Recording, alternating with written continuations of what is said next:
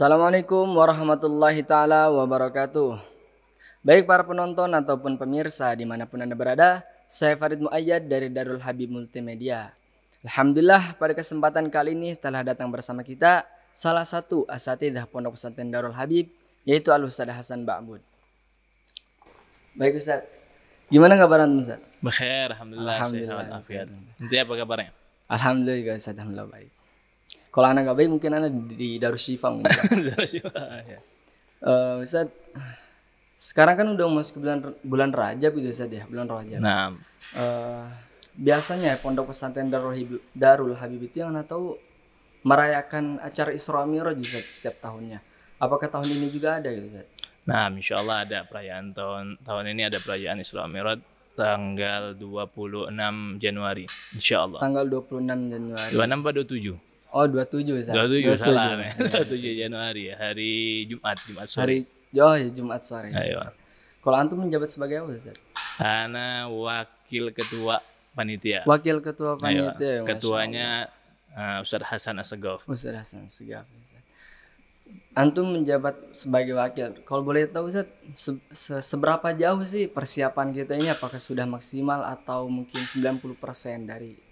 Kalau sekarang mungkin wallahualam, kalau persiapan insya Allah kalau dilihat dari semuanya, dari persiapan segi zahir batin lah, segi zahir batin, Iya. insya Allah kalau yang batinnya kita siapkan semuanya, yang zahirnya tinggal paham, yang zahirnya kita lagi berbenah, bersih-bersih, kemudian semua daripada ini kita ada yang ngecat, ada yang bersih-bersih yang lain, semuanya insya Allah itu mungkin semuanya udah 70-80% lah. Oh, ya, ini H- berapa sekarang? H-4. Hampir ya.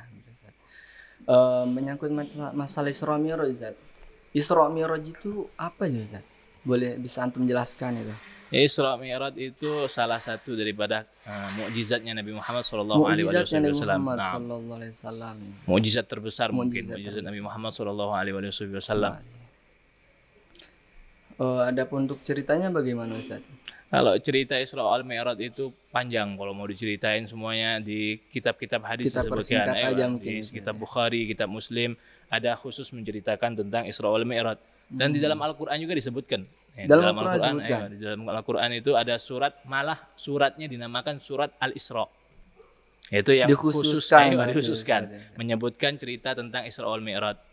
Di dalam surat tersebut kalau nggak salah juz 15, ya Allah Subhanahu wa taala berfirman, A'udzubillahi minasyaitonirrajim, Bismillahirrahmanirrahim, Subhanalladzi asra bi'abdihi lailan minal masjidil haram ilal masjidil aqsa alladzi barakna haulahu linuriyahu min ayatina innahu huwas samiul basir. Itu permulaan dari surat tersebut menyebutkan cerita tentang Isra wal Mi'raj. Dengan itu dalalannya qat'iyah. Kalau Isra wal Mi'raj itu dalalannya qat'iyah, menunjukkan secara spesifik tentang cerita Isra wal Mi'raj. Tentang Isra-nya ya. Mi'rajnya ada di surat yang lain. Ya. Oh, Mi'raj di surat lain. Kalau Isra itu perjalanan dari mana ke mana, Ustaz? Kalau Isra itu perjalanan Nabi Muhammad SAW dari Masjidil Haram ilal Masjidil Aqsa. Dari Masjidil Haram ke Masjidil Aqsa bersama malaikat Jibril pada saat itu. Pada khilaf ulama kapan waktunya, yang pastinya malam, perjalanannya malam dari Masjidil Haram ke Masjidil Aqsa. Ditemani oleh malaikat Jibril. Oh baik Ustaz.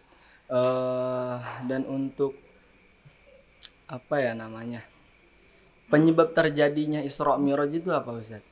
Kalau kita mau flashback ke belakang, sebab ataupun kenapa kok bisa terjadi daripada Isra al Mi'raj tersebut, mungkin panjang runtunan ataupun fase-fase yang bisa mendapat yang menjadikan Nabi Muhammad SAW mendapatkan itu suatu anugerah yang besar dari Allah Subhanahu wa taala berupa Isra wal Mi'raj tersebut. Mungkin kalau kita mau bahas dari pertama kali, mungkin banyaknya daripada cobaan-cobaan ataupun bala yang diterima oleh Nabi Muhammad SAW di dalam berdakwah. Itu dari pertama beliau diangkat menjadi Rasul, semua orang memusuhinya. Kemudian dan tepatnya pada tahun Nabi Muhammad SAW di Isra Mi'rajkan tersebut, itu tahun namanya tahun Amul Huzun. Amul Huzun. Amul Huzun. Itu tahun keberapa Ustaz? Kalau tahunnya ada yang mengatakan bahwasanya tahun Huzun itu tahun ke-10 daripada hijrah. Tahun ke-10 daripada kenabian. Tahun ke-10. Tahun ke-10 daripada kenabian. Nah. Apa yang membuat Nabi Muhammad sedih pada tahun itu, Ustaz? Kalau yang menjadikan Nabi Muhammad SAW sedih pada tahun itu, yang pertama meninggal daripada ibu kita semua, yaitu ibunya orang mukmin, ummahatil mukminin, yaitu Sayyidatuna Khadijah Al-Kubra. Sayyidatuna Khadijah Al-Kubra meninggal pada tahun itu. Kemudian nggak lama setelah itu amiknya ataupun pamannya Abu Thalib. Nah, Abu Thalib pun meninggal. Nah, kedua orang ini adalah yang backingin Nabi kalau dalam berdakwah. Kalau Sayyidah Khadijah untuk nenangin Nabi, biasa kan istri itu kalau kita capek, kalau kita sedih, balik-baliknya istri. Udah merasakan kalau anak kalau ente belum kan? Iya, bisa.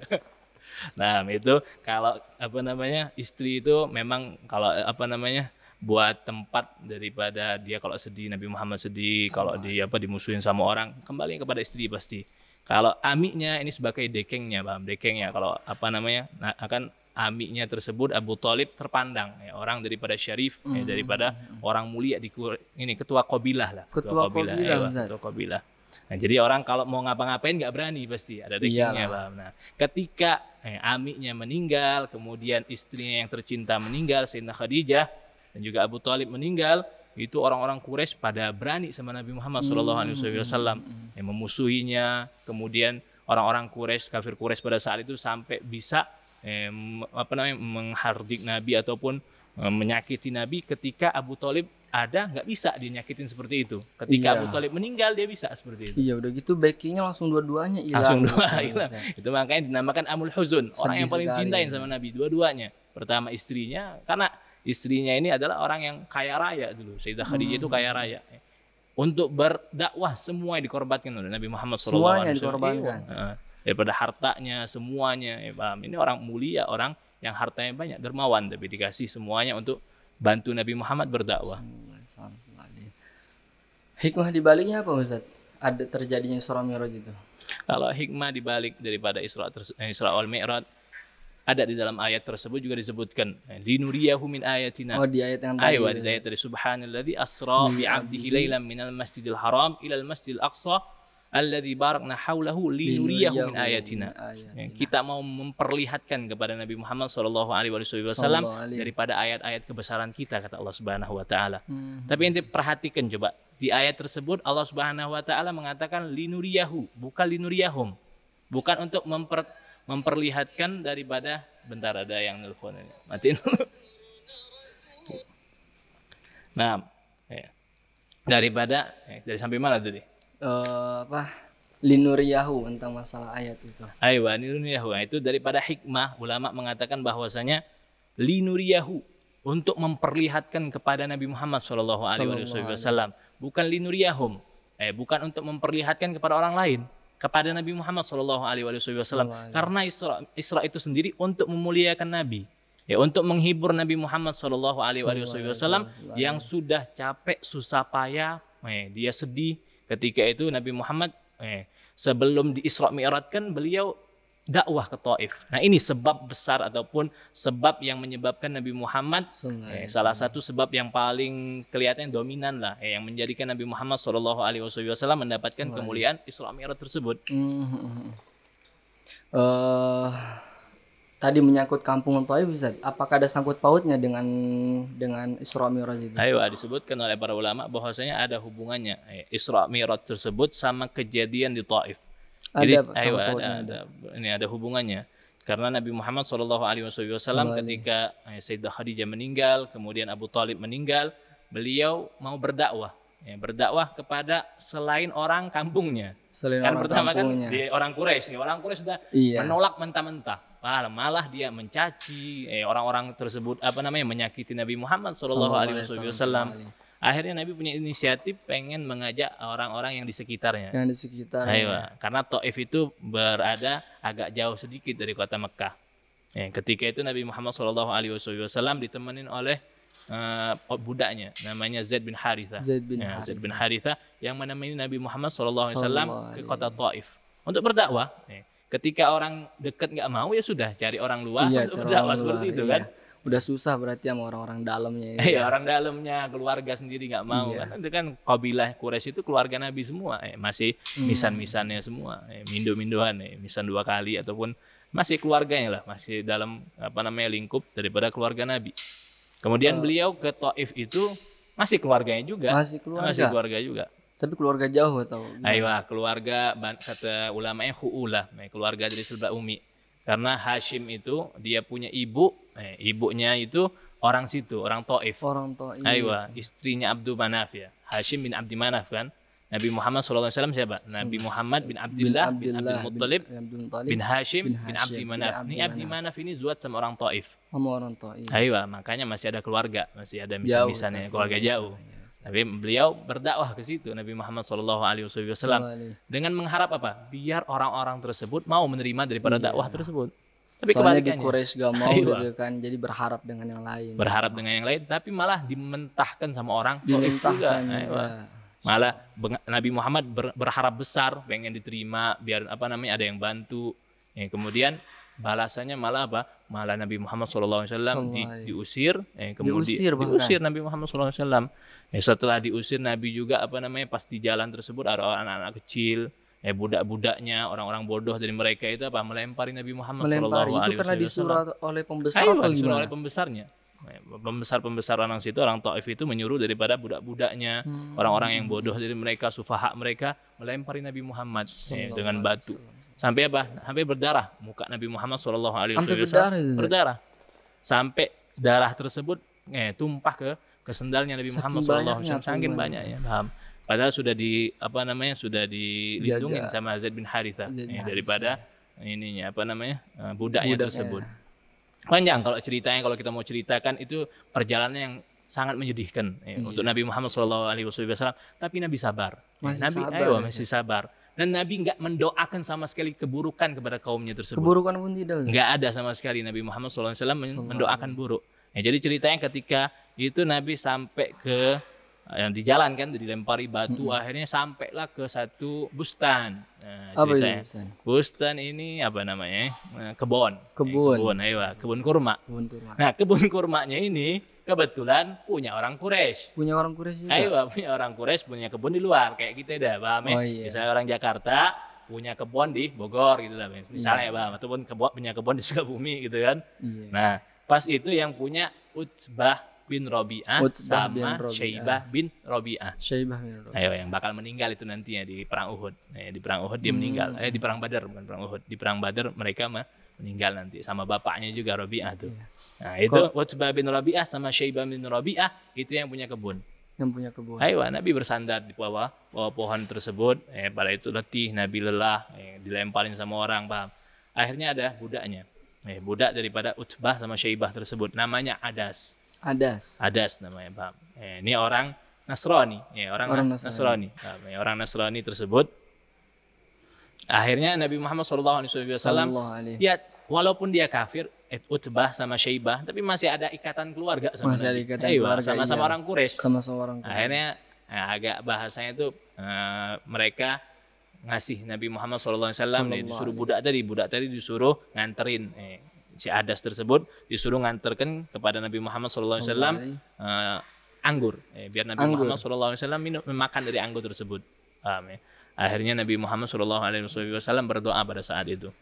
Nah, doanya ini yang menjadikan bahwasanya beliau itu menghambakan diri beliau kepada Allah Subhanahu wa taala, bukan mau bahasanya mau mengeluh kesah, bukan mengeluh. Sebagian orang mengatakan doa Nabi ini keluh kesah dari Nabi Muhammad. Enggak, ini adalah perwujudan daripada kehambaan Nabi Muhammad SAW kepada Allah Subhanahu wa taala. Nabi berdoa pada saat itu, Allahumma inni ashku ilaika du'fa quwwati. Ya Allah, aku mengadukan kepadamu bahwasanya lemahnya kekuatanku. Wakillata hilati, bahwasanya enggak ada upaya sama sekali, daya upaya enggak punya sama sekali Nabi Muhammad SAW pada saat itu. Wahawani 'alan nas, dan juga aku terlihat hina di hadapan manusia. Terlihat hina ya. Terus tadi juga gimana tadi yang doanya bahwasanya beliau itu terlihat tidak memiliki daya dan upaya. Wakillata hilati. Wahawani 'alan nas ya arhamar rahimin, kata beliau. Anta rabbul mustad'afin, kau adalah Tuhan daripada orang-orang yang lemah. Wa anta rabbi ila man takiluni, kepada siapa aku ini mau diberikan wahai Allah Subhanahu wa taala. ila garibin yatajahamuni, kepada orang kerabatku yang mereka memusuhiku, menghardikku, mengusirku malahan. Nanti paham. Kemudian au ila aduwin malaktahu amri, atau kepada musuh yang perkaraku kau kasihkan kepada dia. Nah, itu kata dia Syaibah sama Utbah tadi apa? Nabi bersandar di kebunnya. Ila aduwin malaktahu amri. Tapi apa kata Nabi? Illam yakun bika alayya ghadabun fala ubali. Nah, itu catatannya, Pak.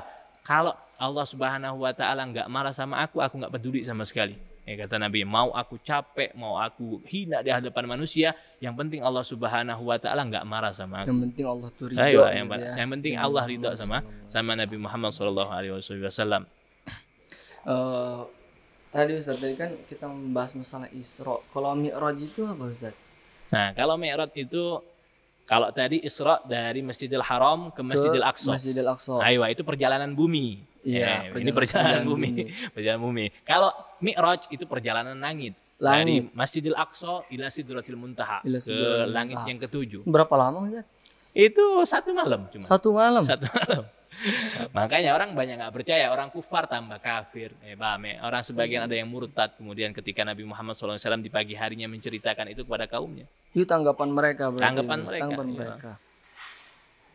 Kalau kita dengar katanya dengan adanya sholat Mi'raj juga, bahwa disitulah perintah sholat 5 waktu itu ada, Ustaz. Iya betul. Sholat 5 waktu itu diperintahkan ketika Nabi Muhammad SAW Mi'raj, ketemu sama Allah Subhanahu wa taala. Disitulah Nabi Muhammad SAW mendapatkan perintah dari Allah langsung.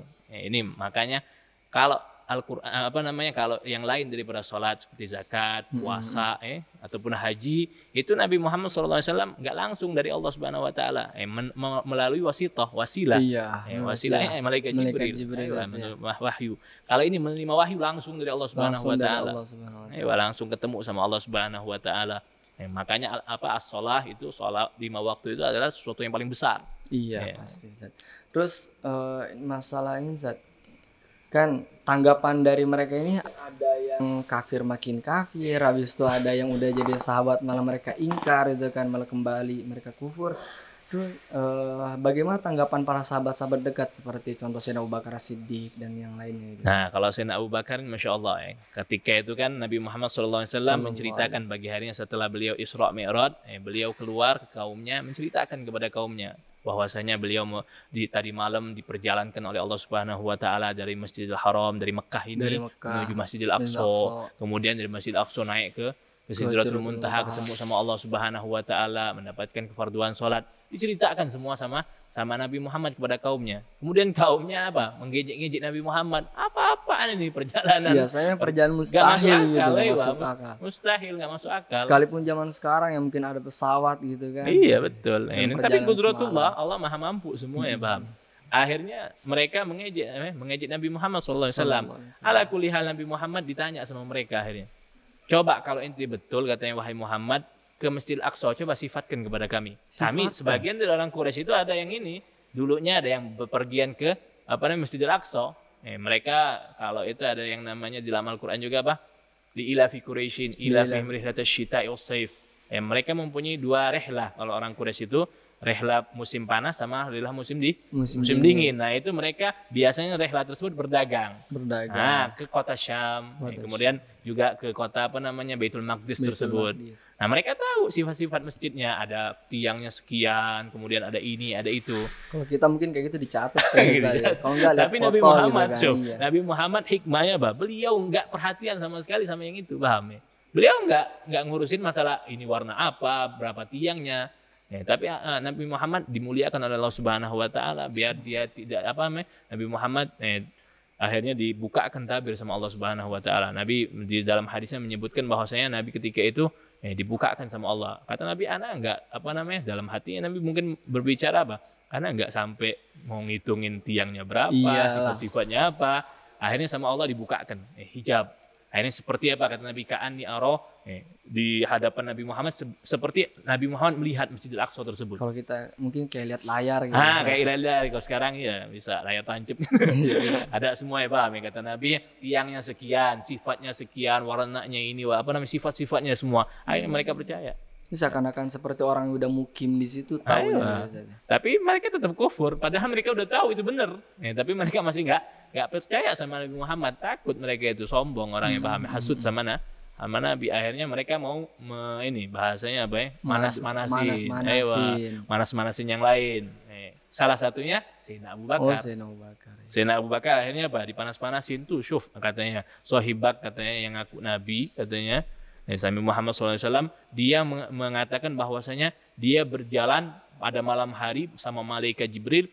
Pada satu malam katanya, satu malam doang dari Masjidil Haram ke Masjidil Aqsa, kemudian naik ke langit. Dengan perjalanan yang mustahil gitu, dipanas-panasin. Pengennya mereka biar Sayyidina Abu Bakar itu apa? Murtad juga. Kemudian nggak percaya lagi sama Nabi Muhammad. Tapi apa jawaban sama Sayyidina Abu Bakar dijawab? Kata Sayyidina Abu Bakar, in kana qala dzalika faqad shadaq. Kalau itu yang ngomong Nabi Muhammad, dia pasti benar, pasti berarti jujur. Berarti benar yakin banget gitu ya. Udah yakin banget kan? Iya. Sayyidina Abu Bakar mengatakan, aku sudah meyakini, sudah beriman lebih dari itu katanya. Lebih dari apa? Nabi Muhammad mengaku mendapatkan wahyu dari langit. Apa yang lebih besar dari itu, Bang? Mengaku seorang nabi, utusan Allah Subhanahu wa taala, kemudian mendapatkan kabar, mendapatkan wahyu, perintah dari langit. Itu lebih besar. Apakah dengan itu juga Sayyidina Abu Bakar ini mendapat julukan As-Siddiq gitu? Ayo, betul. Nah, dari situ juga asal mula kenapa Sayyidina Abu Bakar dijuluki As-Siddiq. Ayo, karena orang yang membenarkan Nabi Muhammad bahwasanya dia selalu mempercayai apa yang diucapkan oleh Nabi Muhammad sallallahu alaihi wasallam. Mendapatkan makom daripada kedudukan yang tinggi di sisi Allah, daripada beliau itu selalu percaya sama Nabi Muhammad dengan apa yang beliau ucapkan. Terus masalah Zat, Isra Mi'raj, apakah kita juga perlu Zat untuk merayakan Isra Mi'raj, acara-acara gitu? Kalau masalah merayakan perayaan daripada Isra Mi'raj sama seperti Maulid Nabi Muhammad SAW. Kalau yang mau merayakan fadlu, silahkan. Karena apa? Karena dengan kita merayakan, kita bakal mengingat daripada apa yang sudah Nabi alami. Kalau kata pepatah itu apa? Jika kalau nggak kenal, maka nggak sayang. Kalau kita nggak kenal sama Nabi Muhammad, bagaimana perjalanannya, bagaimana apa yang beliau rasakan, apa yang beliau lewati.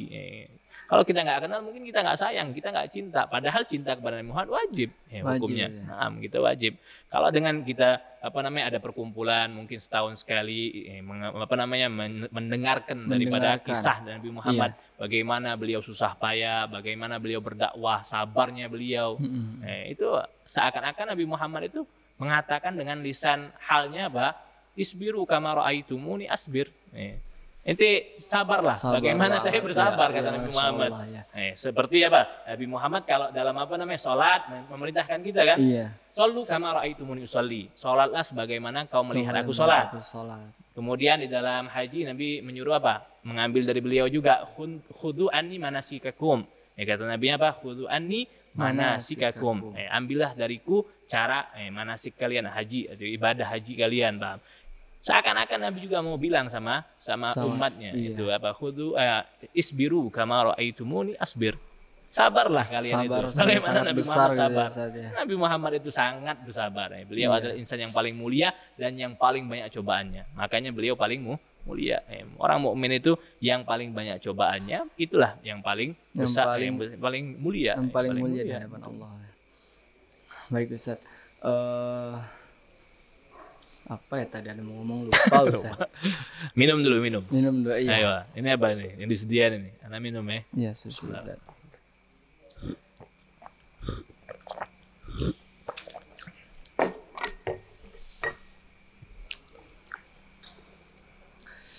Dengan kesabaran Nabi Muhammad juga dari apa tadi, adanya cobaan istri beliau meninggal itu kan.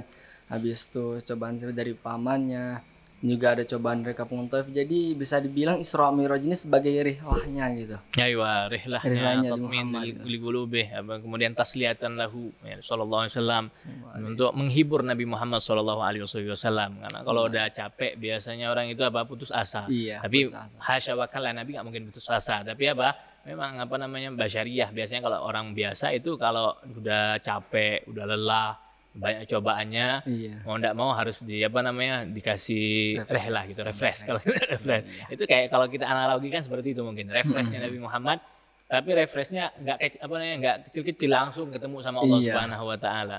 Nah itu biar menguatkan Nabi juga bahwasanya wahai Nabi Muhammad, kau adalah seorang Sayyid Walad Adam. Kau adalah pemimpin daripada anak Adam, pemimpin umat manusia ini. Kau adalah insan yang paling mulia. Kau yang bisa bertemu aku secara langsung, nggak ada yang lain. Nabi Musa kan ketika beliau mau melihat Allah Subhanahu Wa Taala, nggak langsung ketemu sama Allah Subhanahu Wa Taala. Walakin unzur ilal jabal, fa in istaqarra makanahu fasawfa tarani. Tapi akhirnya Nabi Musa pingsan nih, nggak kuat melihat Allah Subhanahu Wa Taala. Berbeda dengan Nabi Muhammad. Nabi Muhammad beda. Nabi Muhammad nabi yang paling mulia, langsung ketemu sama Allah Subhanahu Wa Taala tanpa hijab. Semoga kita bisa berkumpul dengan Nabi. Amin. Insyaallah kita semua dikumpulkan sama Nabi Muhammad sallallahu alaihi wasallam di surganya kelak. Amin. Baik, terima kasih Ustaz atas obrolan kita kali ini, juga jawaban antum. Semoga ini lebih bermanfaat khususnya untuk saya dan juga untuk para pemirsa dimanapun mereka berada. Baik, para pemirsa dimanapun Anda berada, cukup sekian perbincangan kita kali ini. Dan juga jangan lupa bagi Anda untuk like, subscribe, dan juga share.